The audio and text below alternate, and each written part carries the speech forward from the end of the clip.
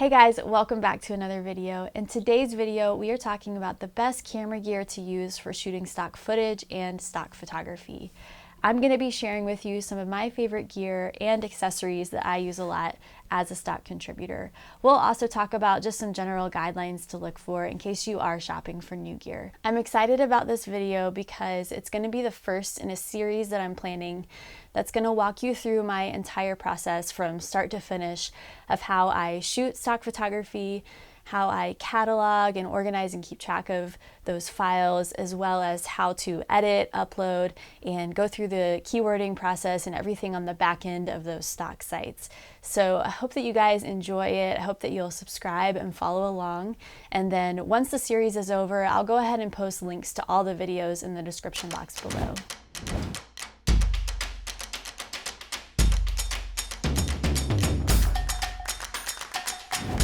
In case you're new to my channel, my name is Beth and I'm a stock contributor. And what that means is that I sell my own photos and videos online and I make extra income each month from it. So there's stock websites that will market my photos and videos to customers who will then buy the rights to use my photos and videos for their own projects. And every time that happens, I receive a little bit of commission. It's a great way to make a little bit of passive income if you are a photographer or filmmaker. So if you're into that kind of thing, make sure you subscribe, check out some of the other videos that I've made, and I hope you enjoy this series. So before we get into the exact camera settings for stock footage, I wanted to briefly talk about the gear that I shoot with and a few accessories that I recommend for you guys as well. So I shoot on Canon DSLR cameras, which I like because I can shoot video and photography with these cameras. I primarily shoot now with a Canon 1DX Mark II, which is actually the camera that I'm filming with, so I don't have it in my hands to show you, but a lot of my portfolio online of stock photos and stock video was shot with this camera. It's a Canon 5D Mark III, and the lens I have on here now is a 24 to 70 millimeter. I'm not going to get into lens choices in this video, but if it is something you guys are interested in, leave me a comment and let me know, and I'll be happy to talk about what lenses I have and what scenarios I use them for in another video. But I love DSLRs for many reasons. They are quick and easy to use. You can put multiple lenses, like I said, on these cameras. You have complete control over all of your settings. So you can shoot in manual or a couple of different program modes, which I like. And they're just all around solid cameras. But you don't have to have a Canon DSLR to shoot stock footage. That's the great thing about being a stock contributor, is that there are really no rules. All you need is a camera that shoots video. We're going to talk about resolution a little bit more in a moment, but I would recommend, if you're getting a new camera, find one that can shoot in 4K. That's going to give you some advantage and help you to boost your sales even more. But even if you already have a camera like this one that just shoots in HD, that's totally fine. You can absolutely start selling stock footage on a camera that shoots in HD. You can also use mirrorless cameras. That's totally fine. My husband shoots on a Fujifilm X-T3 mirrorless camera and he loves it, and that would be another great option.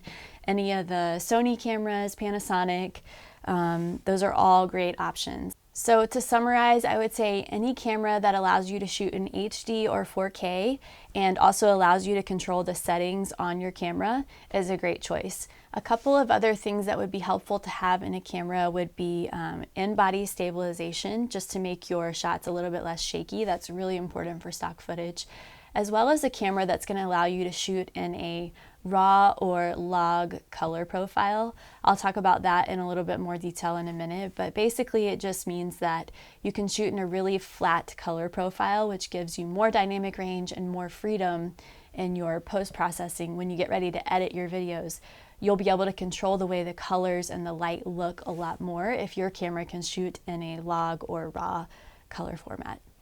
Again, these are not requirements. This camera does not shoot in RAW or log, but I made it work for a lot of my stock footage. So it's not a requirement. These are just some recommendations if you are looking for a new camera. Now that we've talked about cameras, let's talk about a few other accessories that might be helpful to you as a stock footage contributor. Like I said, it's really important that your footage is stable and not shaky. You will definitely get rejections when you submit your footage if it's too shaky or has too much movement movement on it. So one thing that I use a lot and really like is a monopod. And if you're not familiar with a monopod, it's very similar to a tripod, but it's a lot smaller. And so basically you pull down these little feet here. I'll kind of show you on the desk. And you put your camera on top just like a tripod. And it just gives you a little bit of extra stabilization.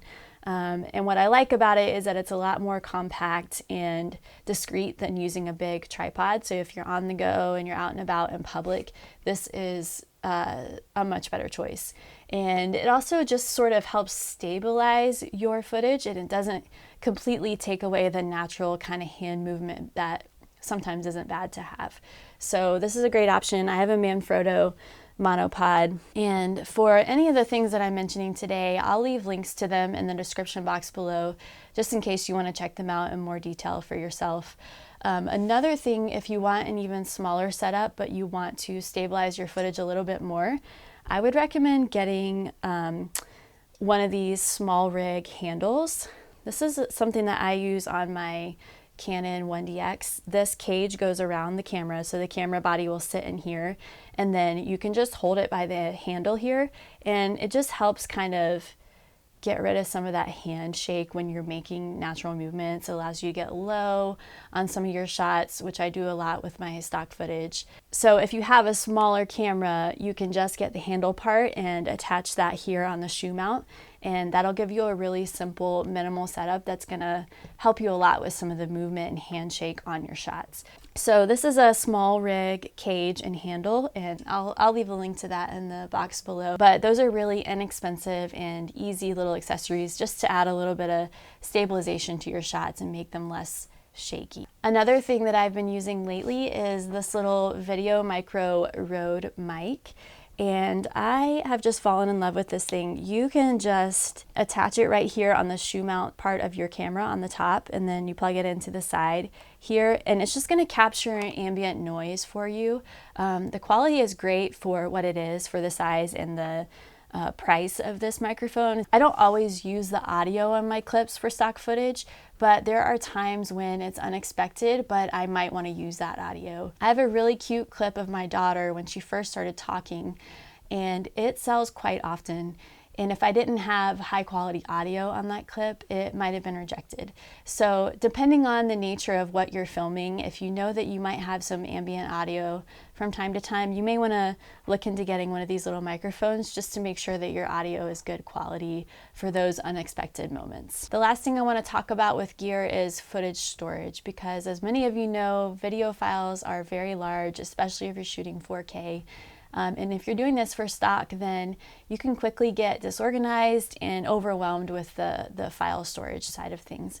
So I recommend getting an external hard drive of some kind and keeping all of your stock footage on that drive. And in some of the later videos, I'm going to show you exactly how I organize my file structures and folders there. But for now, I just want to talk about some drives that I use a lot and different options for you guys as well. These three are all traditional external hard drives. They are great options. They're very affordable. But I would say if you're not concerned about speed, just go ahead and grab one of these on Amazon and dedicate the entire drive to your stock footage portfolio. The three brands that I use a lot and haven't ever had any issues with are Western Digital, Lacey, and Seagate. Those are all good brands. And then the other option is to get an SSD drive. That stands for solid state drive. The great thing about these is that they are, like the name implies, they're one solid piece. So instead of having a lot of small, fragile moving parts like traditional external hard drives do, these are just one piece, and so they're more durable if you drop them. That also makes them a lot faster. So if you travel a lot or you're working with a ton of footage and you just want to be faster with it, I would definitely pick up one of these little things. They are more expensive, so you do pay for some of those advantages, but just wanted to give you that option as well. All right, guys, that pretty much sums up the main gear and accessories that I use a lot for my stock footage. A few of the things I didn't mention were lighting, and that's because I really don't use external lights for my stock footage. A lot of the videos that I shoot for stock footage are lifestyle, they're real people doing real things, so I just don't have the time to set them up or the space to set them up. So I prefer to use natural window lighting, or if I'm outside, obviously I'm using sunlight in those scenarios. I hope that you'll stick around for the next video. It's going to be all about what camera settings you should use for shooting stock footage, and I'll also be sharing just some behind the scenes of me shooting some footage and exactly what settings I used to capture that footage. So hope that I see you guys there. Thanks for watching.